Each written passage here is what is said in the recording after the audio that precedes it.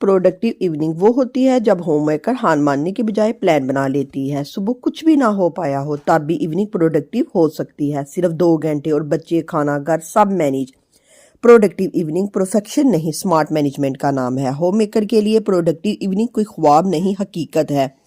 Productive evening वो होती है जिसमें ज़रूरी काम हो जाए, ना कि कुछ भी नहीं।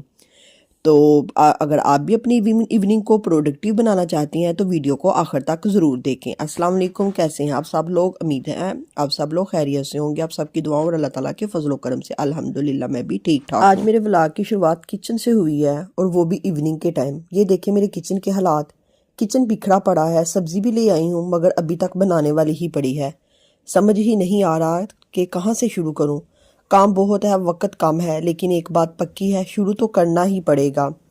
क्योंकि होम मेकर की ज़िंदगी में परफेक्ट टाइमिंग नहीं होती, बस नीयत होती है कि जो हो सके वो कर लिया जाए। तो चलिए आहिस्ता आहिस्ता ही सही, लेकिन शुरुआत तो करते हैं। यही एक प्रोडक्टिव इवनिंग का आगाज़ इधर से ही शुरू होता है।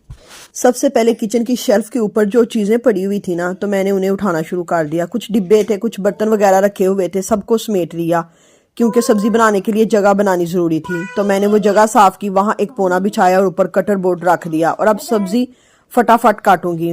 आज पालक की सब्ज़ी है और पालक मेरे बेटे को बहुत ज़्यादा पसंद है। वो जब भी कहता है ना, चाहे कोई भी वक्त हो मैं उसी वक्त पालक ले आती हूँ और बनाना शुरू कर देती हूँ। पालक खानी चाहिए, ये सेहत के लिए बहुत अच्छी होती है। पालक में आयरन होता है जो खून बढ़ने में मदद देता है। ख़ास तौर पर ख़वातीन और बच्चों के लिए पालक बहुत ही अच्छी है। पालक जो है हमारी हड्डियों को मजबूत बनाती है क्योंकि इसमें कैल्शियम मौजूद होता है। ये जिस्म की कुव्वत मदाफ़त बढ़ाती है जिससे हम जल्दी बीमार नहीं पड़ते। पालक आंखों की सेहत के लिए बहुत ही फ़ायदेमंद है क्योंकि इसमें विटामिन ए होता है और इसके अलावा पालक हाजमा दुरुस्त रखती है और पेट को भी साफ़ रखने में मदद देती है। पालक जिल्द और बालों के लिए भी बहुत अच्छी है। इससे जिल्द में निखार आता है और बाल मजबूत होते हैं। इसलिए कोशिश करें कि हफ्ते में कम से कम एक दफ़ा पालक ज़रूर पकाएं। ख़ास तौर पर बच्चों की सेहत के लिए पालक बहुत ही फ़ायदेमंद है। पालक ज़रूर पकाया करें। मेरी पालक की कटिंग हो चुकी थी, मैंने कटर बोर्ड पर रखकर फटाफट पालक काट ली है। जो भी पालक का कचरा था मैंने सबसे पहले वो समेट लिया। मैं हमेशा यही करती हूँ कि काम के साथ साथ जो भी गंद पड़ता जाता है ना, उसे साथ साथ ही समेटती जाती हूँ ताकि किचन ज़्यादा बिखरा हुआ ना लगे। फिर मैंने पालक को अच्छी तरह फटाफट धोया और धोने के बाद पालक को प्रेशर कुकर में डाल दिया। प्रेशर कुकर में मैंने थोड़ी सी कटी हुई हरी मिर्च, थोड़ा सा पानी और थोड़ा सा नमक डाला ताकि पालक अच्छी तरह गल जाए। इसके बाद मैंने प्रेशर कुकर बंद किया, चूल्हे पर रख दिया।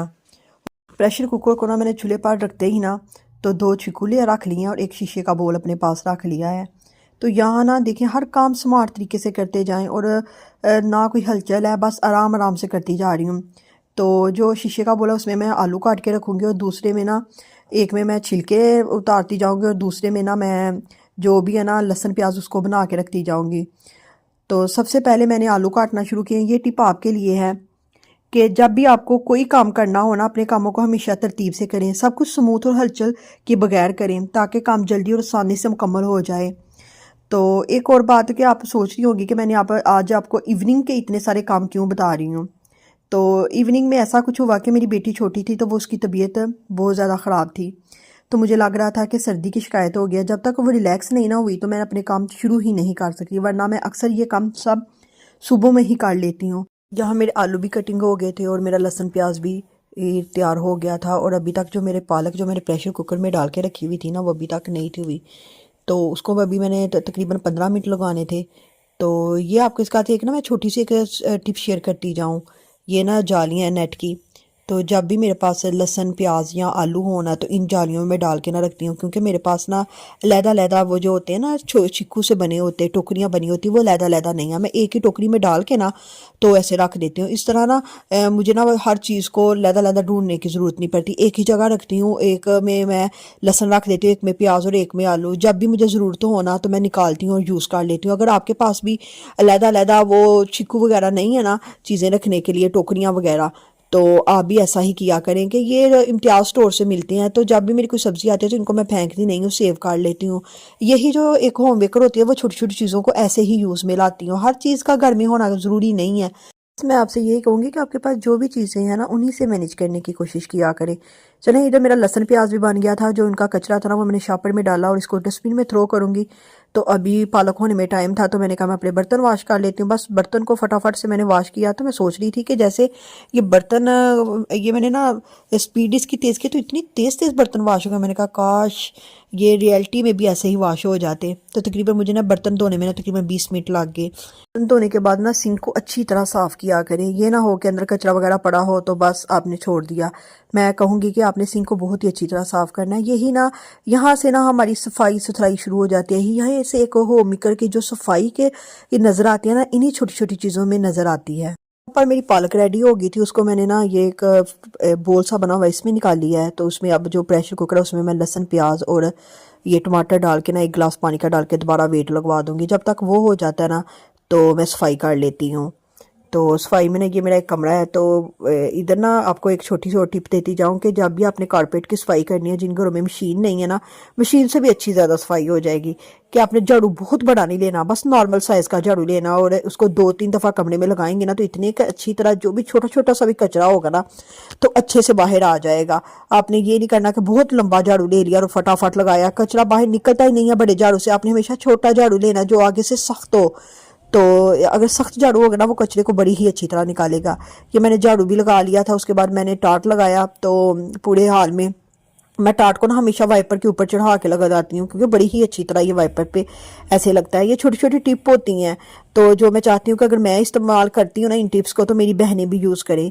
तो अब जब तक मैंने सफाई किया तो तब तक मेरा मसाला भी हो गया। मैंने मसाले को अच्छी तरह भूना है, तो उसमें मैंने नमक, मिर्च और हल्दी डाल दिया और उसको अच्छी तरह भून के ना साथ ही मैंने पालक डाल दिया। जब तक पालक को 5 मिनट भूनता है तो उसके बाद मैंने आलू डाल के ना तो ऊपर से बंद कवर कर दिया है। तो देखें अभी 5:30 हुए हैं, तो अभी 1.5 घंटा ही हुआ है मुझे काम करते हुए, तो मेरे इतने काम खत्म हो गए थे।